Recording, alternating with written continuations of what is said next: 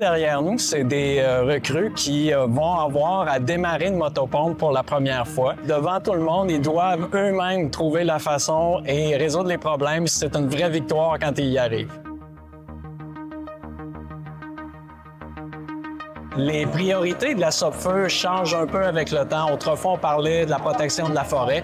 Maintenant, on parle d'abord des vies humaines et des communautés. Ensuite de ça, on va parler des infrastructures, par exemple les infrastructures d'Hydro-Québec et bien entendu la forêt. Il n'y a pas une saison qui ressemble à l'autre. Il y a des grandes variations. 2022 était une très petite saison. 2023 en a été une énorme. On a compté 566 feux de forêt dans la zone de protection intensive. Lorsqu'on a amorcé le combat de l'incendie, on n'en a pas le contrôle. On va le considérer comme étant hors contrôle. Le combat va se poursuivre, puis on va tenter de maîtriser le contour et la progression de l'incendie. C'est un métier qui s'apprend sur le terrain.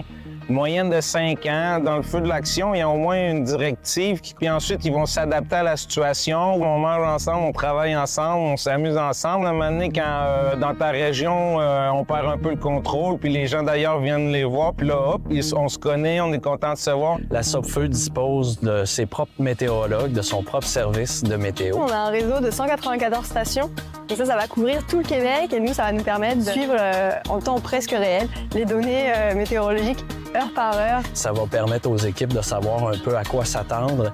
On a effectivement des endroits qui sont disposés sur les territoires où on va retrouver du matériel. Les opérations aériennes sont très importantes et effectivement, avoir du carburant pour les hélicoptères, c'est primordial.